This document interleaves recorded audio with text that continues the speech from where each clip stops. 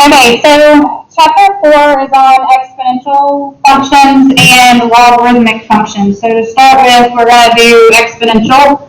And this lesson is really just on the graphs of exponentials, some applications of exponentials, nothing too difficult. So, first of all, an exponential function is a function whose equation contains a variable in the exponent. So they will look like one of those two things, f of x equals b to the x or y equals b to the x. B is going to be a positive constant other than 1. So any positive number other than 1. And x is any real number. Now the reason that you don't want that thing that's being raised to the exponent to the base to be negative is if you do that, then if it's an odd exponent, you have a negative answer. If it's an even exponent, you have a positive answer, which makes you like have a weird looking graph that's not really a function. And then if b is 1, if you multiply 1 over and over and over again, you just keep getting 1. So that would actually be a constant function and not exponential. So that's why we have those two restrictions. Okay, so some examples of exponential functions and then not examples. So here we are exponential, all of the ones in this column. So this has a base of 2, this has a base of 10, this has a base of 3, this has a base of 1/2. All of these are all of these in this column are not exponential. So this one obviously, because the exponent is not a variable, but in these 2, 3, your exponent is a variable, but this doesn't follow the rules because it's a base of 1. This doesn't follow the rules because it's a negative. This doesn't follow the rules because its base is a variable. Alright, so that's just can you recognize what an exponential function looks like. Alright, so can we type it in our calculator? So here's a word problem that's basically just getting at can you type this in your calculator. So it says the exponential function f of x equals 42.2 times 1.56 to the x models the average amount spent in dollars at a shopping mall after x hours. Find the average amount spent to the nearest dollar after 3 hours at the shop. So it told you that x is in hours and it told us 3 hours. So we're just going to replace the x with a 3. So we're going to find f of 3. So in our calculator, we will type in 42.2 times 1.56 to the third. And to figure out what that is, I have to grab a calculator so I can. Alright, 42.2 parentheses 1.56 parentheses raised to the third gives me 160.21.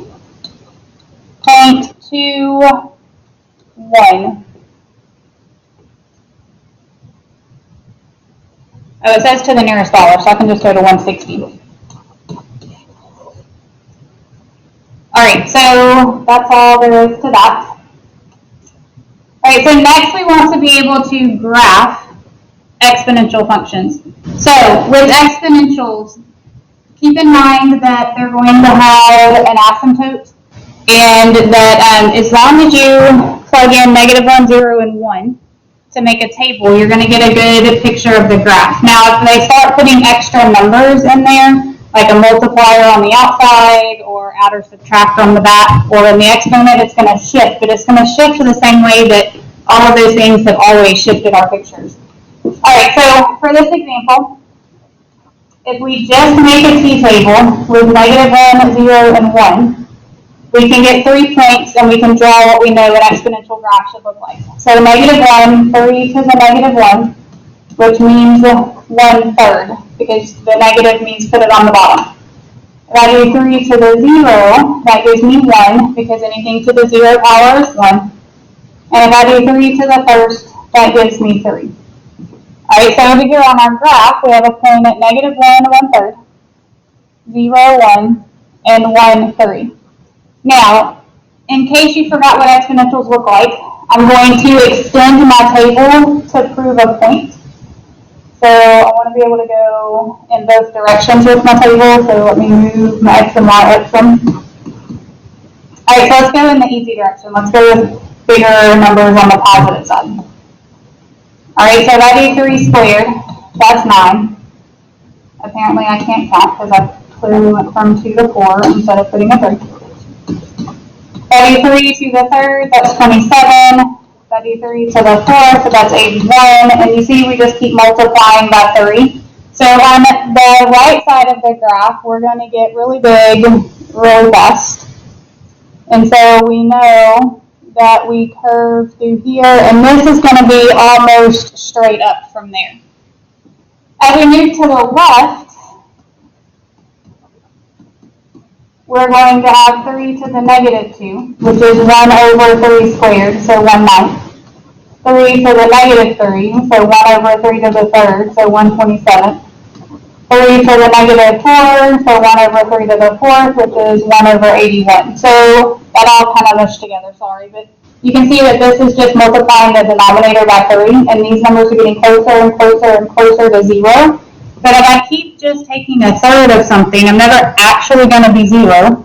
So I'm going to level off and get as close to the x-axis as I can without actually touching it. All right.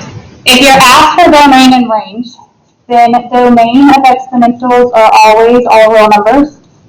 And the range, and it's all real numbers because it obviously, as you go to the right, we can keep using all of these x's.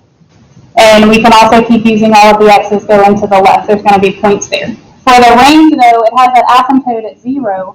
So it's going to start really, really, really close to 0 and go to infinity. So because we're not going to touch 0, this is not a bracket. It's a parenthesis because you're going to get real close to 0 but never actually be 0. Okay, so next question, we have f of x equals 1/3 to the x. So without going into like a crazy big table like the last one, again, -1, 0, and 1 should be enough points to get an idea. If we do 1/3 to the -1, that's just going to flip it and make it a 3. If I do 1/3 to the 0, it's going to be 1. If I do 1/3 to the first, it is 1/3. So I have a point at -1/3.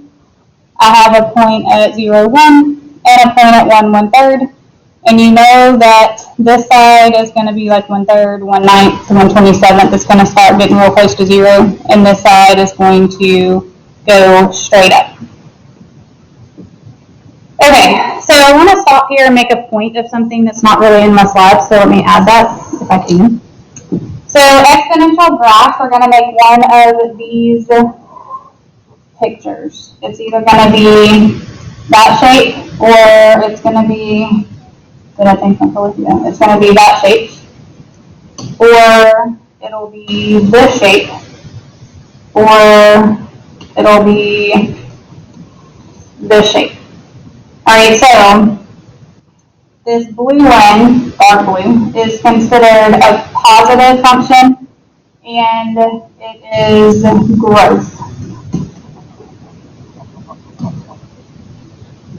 All right, this orange one is also positive, but it's decay. As we move to the right, our numbers are getting smaller and smaller, they're decaying. So this purple one is a negative function, but it's considered growth because as we go to the right, we get further and further from 0. We're taking a negative number and growing it, getting it at a bigger and bigger negative. All right, and then this lighter blue color is negative decay because as our x's get bigger, our y's get closer to 0. It's considered decay. All right, so this is going to be y equals something times b to the x, where this guy is a positive number and this number is greater than 1. All right, if we are talking positive decay, then we have a positive number times something that is between 0 and 1, like 1/2. So things are getting smaller because you're multiplying by half over and over and over again. All right, so for these guys, it's the same basic thing. This is going to be a negative, and this is going to be greater than 1 if it's negative growth. And then if I have negative decay, you're going to have your A value a negative, but your base between 0 and 1. All right, that's just a visual for you to have an idea. That's not something you need to commit to memory, but you have affirmed it in Algebra 1 and Algebra 2. All right, let me think. Let me back up. Okay, I want to do another example just to make sure so you can't look at your homework and be like, oh my gosh, there wasn't an example of that. Okay, so we are going to graph, let me think. We'll say, let's graph, so this would be example 3. Let's graph y equals 2 times 1/2 to the x minus 1 plus 4. All right, when you're graphing an exponential, we're going to make a table with negative 1, 0, and 1, but we're only going to worry about this part to get our table. So if I do 2 times 1/2 to the negative 1, 1/2 to the negative 1 is 2, 2 times 2 is 4. Then I can do 2 times 1/2 to the 0, so 1/2 to the 0 is 1 times 2 is 2. And then I can do 2 times 1/2 to the first. 1/2 to the first is 1/2 times 2 is 1. All right, so I can take, that would be my graph if this was all my function said.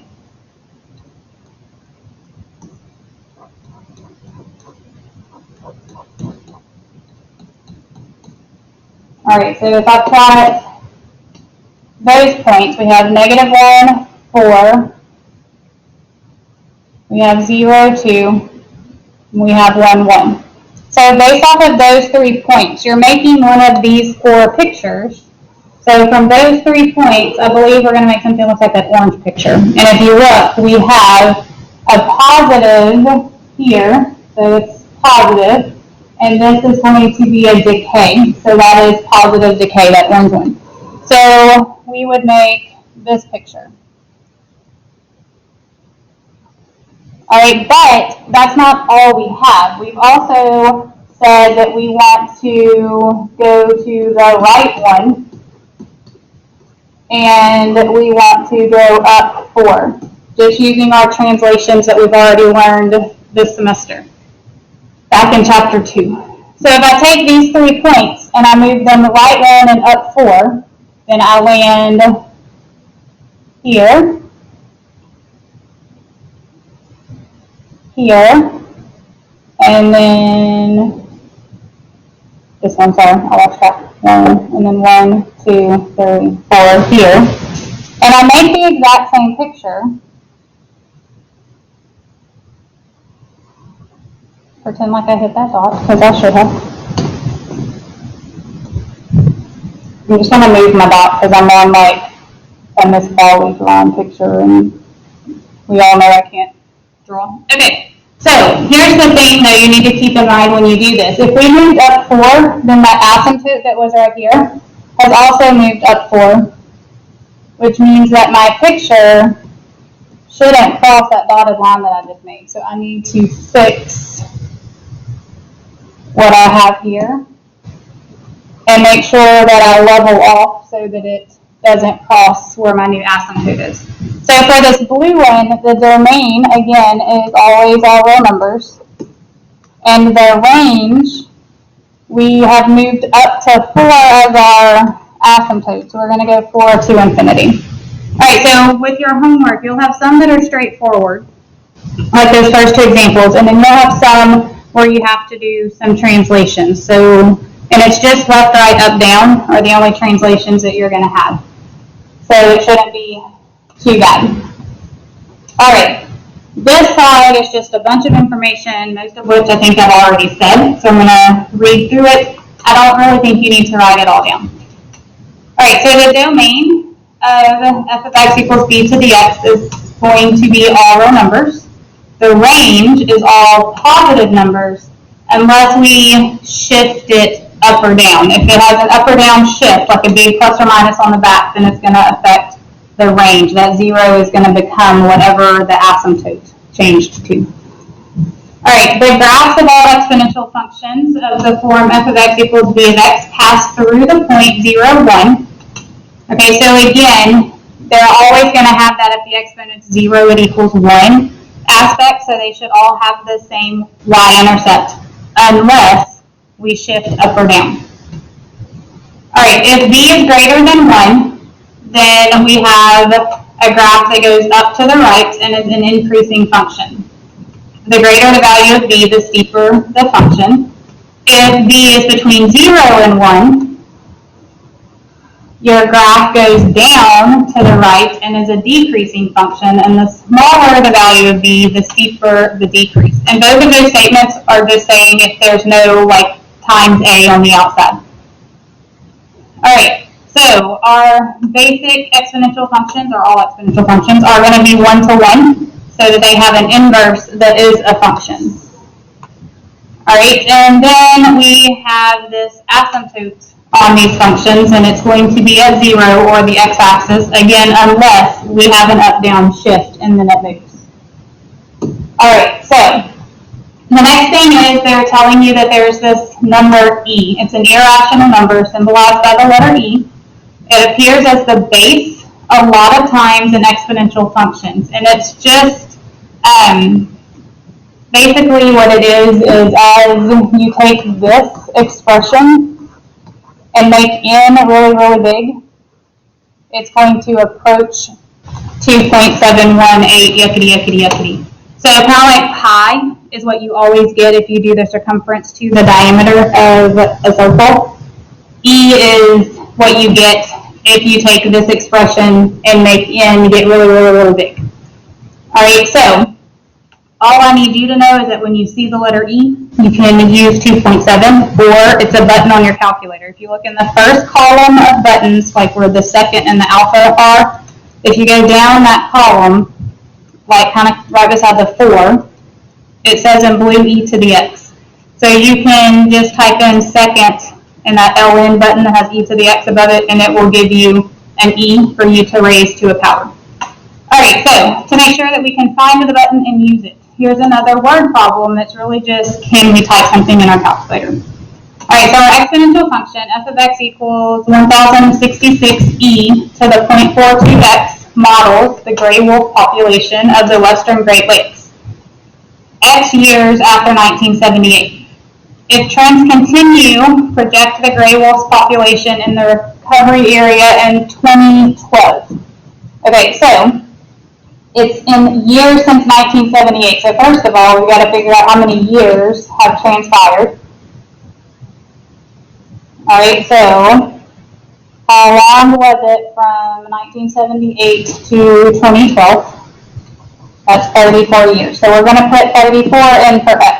So we're finding f of 34. So you got 1066e to the 0.42 times 34. All right, so in your calculator, you're going to say 1066 second ln to pull up that e. It automatically gives you a place to type in an exponent, so you do 0.4 times 34 as the exponent. No, 0.42, not fault. And we get 169,622,088.85. So what is that? 1,000, million, billion, 1 billion. Like a lot. They have a lot of lists. All right. So we just real fast. There's also some questions on your assignment that want you to graph with E. So it changes nothing about the way that you graph. E is just a button. So your table is going to have values in it like 2.7 and 1 and like 0.58, things like that. So you'll just, when you graph with E, you have to graph decimals, do the best you can. They don't have to be perfect. They give you a parent, though, of what E should look like, and then you just have to be able to shift it. So it shouldn't be too bad. If you have questions, please let me know. All right, so word problems and formulas. So compound interest, this is just some vocab to make sure you understand what's being asked of you in the questions. Compound interest is interest computed on an original investment as well as on any accumulated interest. Principal is the amount that you've invested. Compounded semi-annually is when they compound interest twice a year, so every 6 months. Compounded quarterly, they compound interest 4 times a year, so every 3 months. They compound continuously. That's where E is important because they're going to do it like every split second. It's like infinitely. So E is used when you have a compounded continuously situation. All right, so we are only going to worry about if we are compounding what was I trying to say? Oh, in the past, sorry. With like Algebra 1, you should have learned some decay formulas, but this book we only talk about exponential growth. So we only have these 2 formulas. Now this formula, this first one, if we only compound once a year, so if we have simple interest or compounded yearly, then these n values are just 1s and it's a simpler formula. But instead of memorizing 3, we'll just go with these. All right, so you have this formula and you have this formula and the situations when you use them. If you're compounding continuously, you use the E. If you're compounding anything else, you're going to use the one with the big ugly fraction. All right, so P, so that you know what things stand for, is the principal. How much did you start with? R is the rate. And remember that you have to turn that into a decimal. They're going to give you a percent, write it as a decimal. What else do we need to know? N is the number of times a year. So if it's quarterly, that's 4 times a year. If it's semi-annually, that's 2 times a year. Annually would be 1 time a year. Monthly would be 12 times a year. And then T is time. And we want to measure that in years. All right, so let's practice using our formulas. So a sum of $10,000 is invested at an annual rate of 8%. Find the balance in the account after 5 years, and let's say we do it compounded quarterly. So for A, we are going to use the formula that says, different books use different letters. I think this book used A. Is that right? I don't want to confuse you. Algebra 1 book uses a Y. Okay. All right, so we have this formula that we're going to use. We just have to plug in the right values. So we know that the principal is $10,000. That's what we start with. We know that the rate is 8%, so 0.08. Compounded quarterly, so we put a 4 for N. And then it says after 5 years, so we put a 5 there. All right, we just typed this in our calculator. You can simplify things or not. It can all go in at one time. It's usually how I do it. So 10,000, parenthesis 1 plus 0.08 divided by 4, close parenthesis, raised to, and the only time that I actually do like part of it in my head is I'll go ahead and call that exponent 20. All right, so we should get $14,859.47. All right, people always ask me, where do I round to? Well, the answer to that question is you're dealing with money, so you need 2 decimal places, round to the nearest cent. All right, so B, compounded continuously. If you see the word continuously, that means use the formula with the E. So A equals PE to the RT. I just remember PERT. That's what it says, PERT. All right, so again, your principal is 10,000. E is a button on your calculator. It's about 2.7. The rate is 0.08. And the time is 5 years. So that's a decimal, that's a multiply. If it's less confusing, write it like that. All right, so in our calculator, we're going to go 10,000. And then second ln to get the E. And then in the exponent, we'll do 0.08 times 5. And you should get 14,918, and that'll round to 25 cents. All right, so you see that the more you compound, the more you make, but it doesn't change it significantly unless you start with a really humongous number in the first place. All right, you should be okay to work on your assignment. If you are confused about anything, let me know. If you have questions about a problem on your assignment, let me know.